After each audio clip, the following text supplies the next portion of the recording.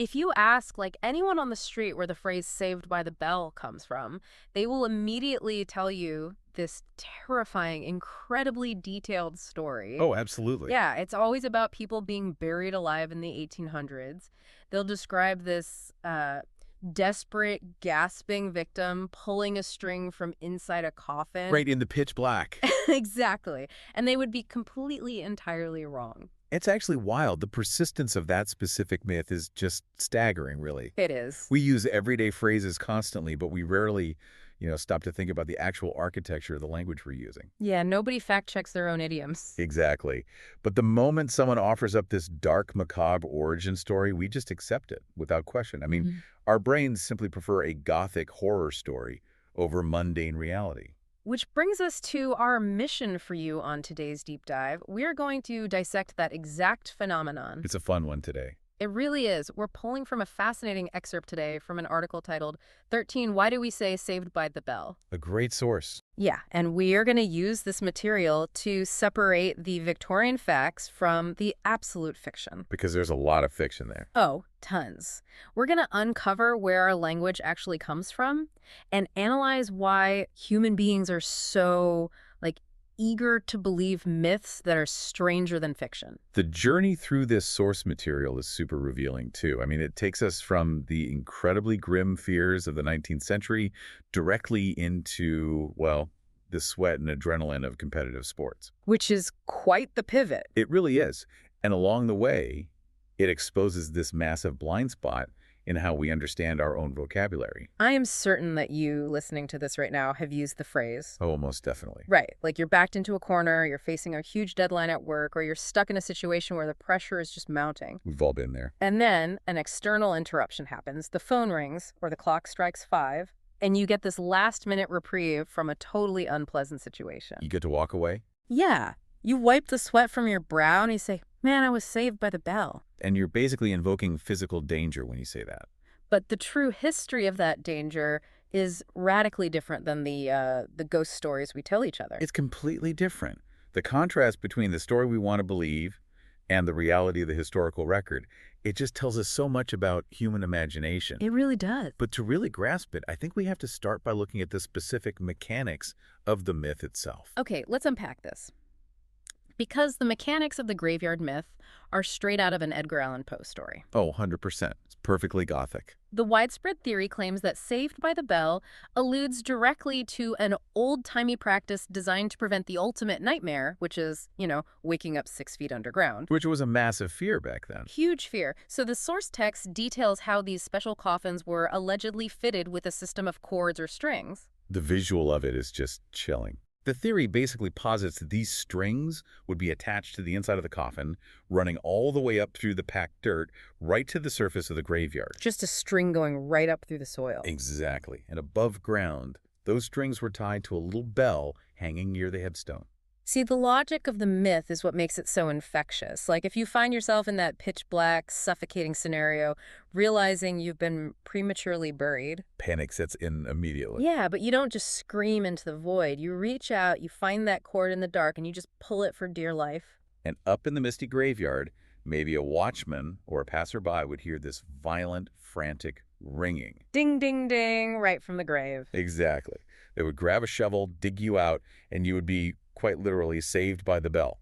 It's crazy. It is an undeniably ingenious idea which the text explicitly highlights. And that ingenuity is the engine driving the popularity of the rumor. I mean, think about it like a modern-day panic button. That's a great way to put it. Like, today we have panic buttons on our car key fobs or, those emergency SOS features on our smartphones that trigger an alert if we get into a car crash or fall down alone. We love our safety nets. We surround ourselves with fail-safes. This myth essentially claims the Victorians installed a 19th century analog panic button into a wooden box. That's exactly what it is. It appeals to us because it takes this uncontrollable primal fear and applies a very simple mechanical solution to it. Yeah, that framing hits on the exact reason the myth survives. Yeah. It provides a sense of control over the uncontrollable. Right. It gives the victim agency. But as we pivot from the terrifying mechanics of the myth to the actual historical evidence provided in our source, Here comes the reality check. yeah, the narrative begins to completely unravel. Really unravels. We have to examine whether these specific coffins actually existed, and more crucially, whether they actually spawned the phrase we are using today. Right, because the text gives us a fascinating historical timeline to work with. It acknowledges that these graveyard alert systems, which were commonly known as safety coffins, Such a creepy name. right, but they were indeed real inventions. They weren't merely the fabrications of modern horror writers. No, people in the 1800s were genuinely terrified of premature burial. And inventors capitalized on that panic. Big time. The patent records actually prove it. They really do. Our source notes that various designs for these safety coffins were patented starting from at least the 1860s. Wow, so right in the middle of the 19th century. Yep. The earliest specific reference to this post-mortem technology in the text dates back to 1868. 1868. The physical objects were absolutely being designed, and inventors were actively securing patents for them. So the technological timeline is solid, but the linguistic timeline just completely dismantles the entire theory. It shatters it. Our source emphasizes that the earliest recorded reference to the phrase "saved by the bell" did not appear until almost 3 decades after that 1868 patent. Think about that gap. It's massive. We're looking at a gap of nearly 30 years between the invention of the coffin panic button and the first time anyone actually documented the phrase in writing. That 30-year gap is fatal to the myth. Yeah, it really is. Furthermore, the text is completely definitive on this point. There is zero evidence that the phrase "saved by the bell" was ever used in the context of safety coffins. Not at all. None. The contemporary literature, the advertisements for the coffins, the diaries of the era, none of them use the phrase. And to compound the issue, there is little to no historical evidence of anyone ever actually being saved by one of these mechanisms outside of fictional stories. Right, it was all theoretical. I have to admit, I'm feeling a little sense of disappointment. I know, it's a letdown. And I imagine you listening might feel it too.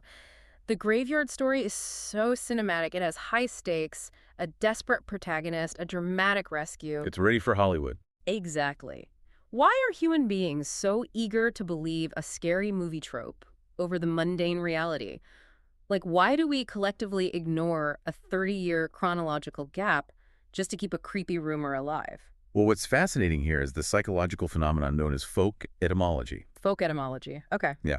When everyday people encounter a phrase that no longer makes obvious sense in modern contexts, their brains automatically try to backform a logical explanation. Now that makes sense. So we're just filling in the blanks. Precisely.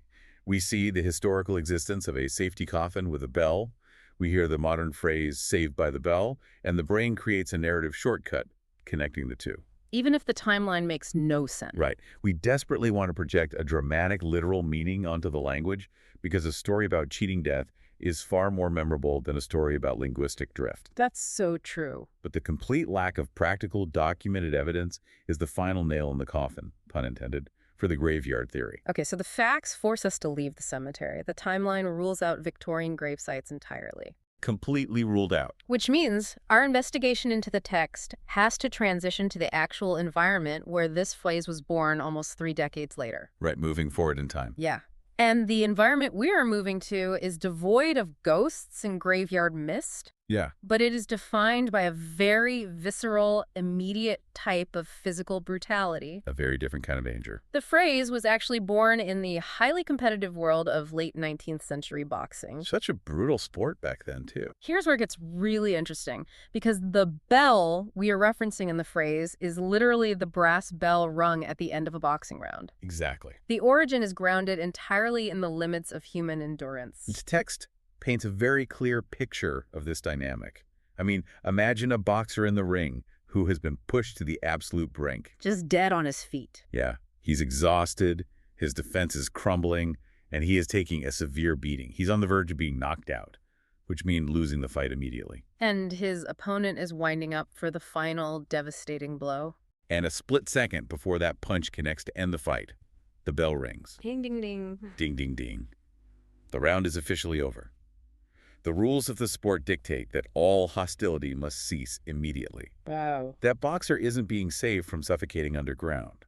He is receiving a fortuitous, crucial moment's respite from physical trauma. He gets to retreat to his corner. Exactly. He sits on the stool, his trainers give him water, and he has a strict timed window to recover his physical energy ahead of the next round. So the stakes have completely shifted. Right, they've shifted from dodging a premature burial to dodging a literal knockout. If you think about the physical relief in that moment, the analogy becomes incredibly relatable even for those of us who, don't step into a boxing ring. Oh, for sure. Like, imagine you were getting a last-minute calendar notification that a grueling, hours-long meeting has been canceled. The best feeling in the world. Right. Or imagine you're carrying a massive, heavy piece of furniture up 3 flights of stairs. Oh, man, your arms are burning. Your grip is slipping, your muscles are on fire, your legs are shaking, and you are milliseconds away from dropping this heavy object and causing a total disaster. Yeah. Then the person at the top of the stairs yells, "Put it down, we made it." You just collapse. The sheer overwhelming relief of releasing that tension and letting your muscles rest, that is the exact mechanism of the reprieve the boxer feels. The bell is a signal that you can finally drop the weight. That physical mechanism perfectly encapsulates why the boxing origin aligns so flawlessly with how we use the phrase today. Because it matches our everyday stress. Exactly. When we say we were saved by the bell, we are never actually talking about escaping death. No, never. We're talking about a sudden, externally mandated pause in hostility or difficulty that allows us to catch our breath.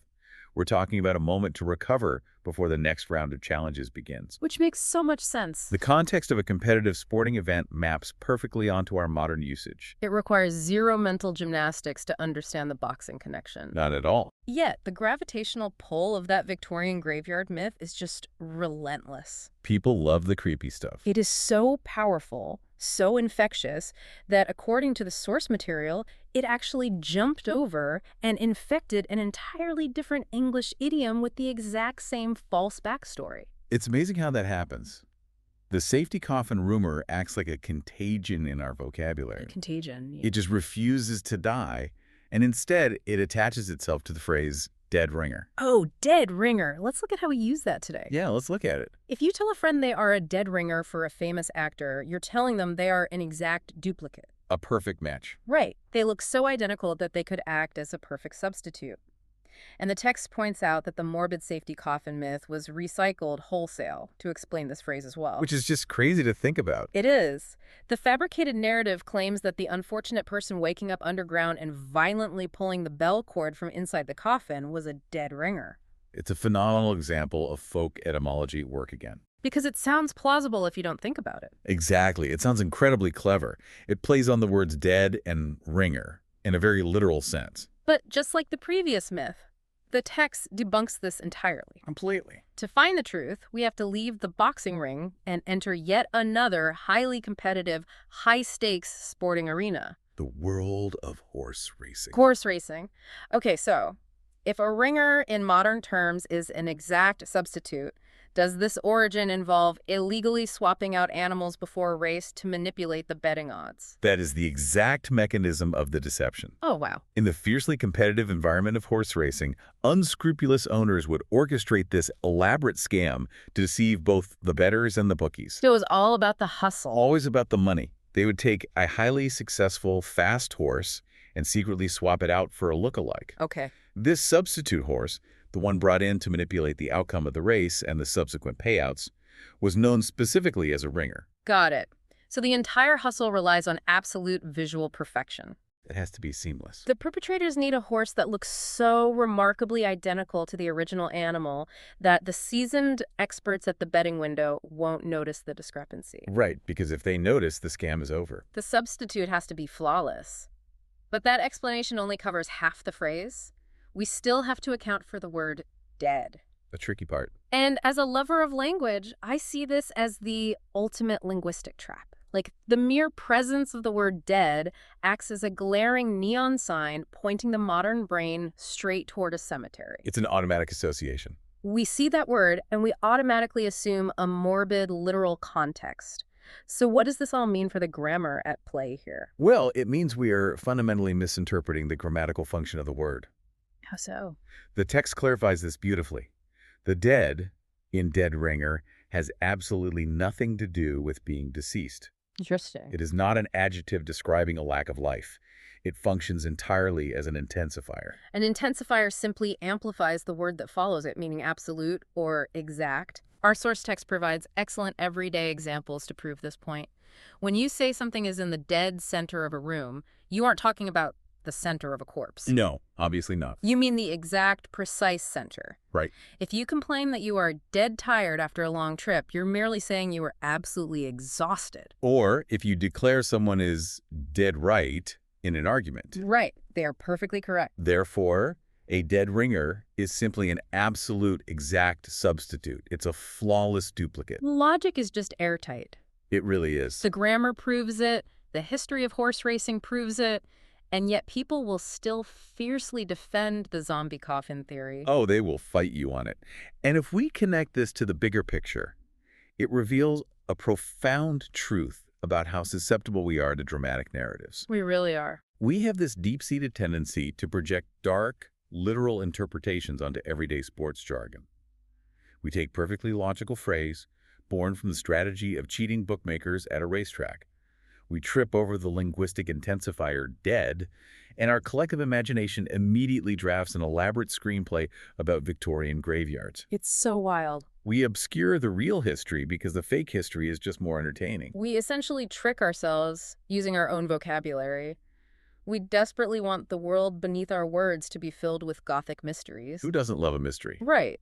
But the reality presented in our source material is grounded in the grit of human endeavor. Yep, the real world. The true origins are usually just folks sweating it out in a boxing ring or trying to run a fast hustle at the local racetrack. And that reality is its own kind of fascinating history. Truly. The sweat, the strategy, the physical limits of competition, and the desire to game the system, these are the actual crucibles where our everyday idioms are forged. They're human stories, not ghost stories. Well, let's summarize the incredible journey this text has taken us on today.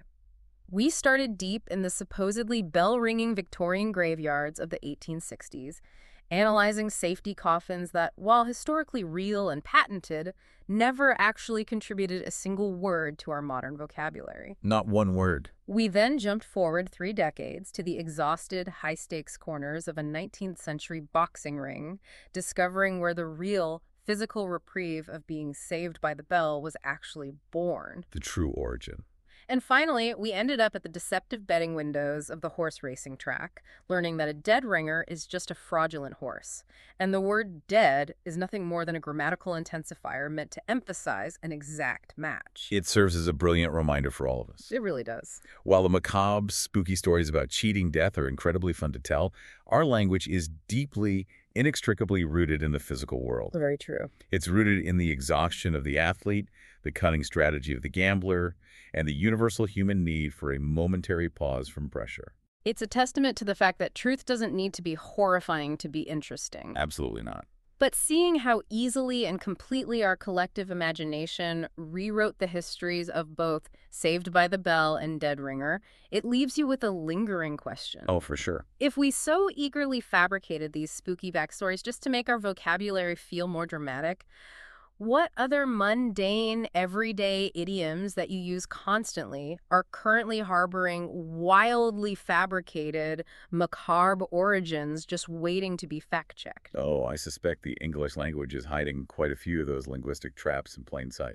I would bet money on it. Something for you to ponder the next time you find yourself casually tossing out an idiom in conversation. Keep your ears open. Thank you for joining us on this deep dive into the archives of our language. You are now fully armed with the real history and the debunked myths to share at your next social gathering. Go ruin some ghost stories. The next time someone tries to entertain the room with a story about graveyard bells and premature burials, you can step right into the ring and set the record straight.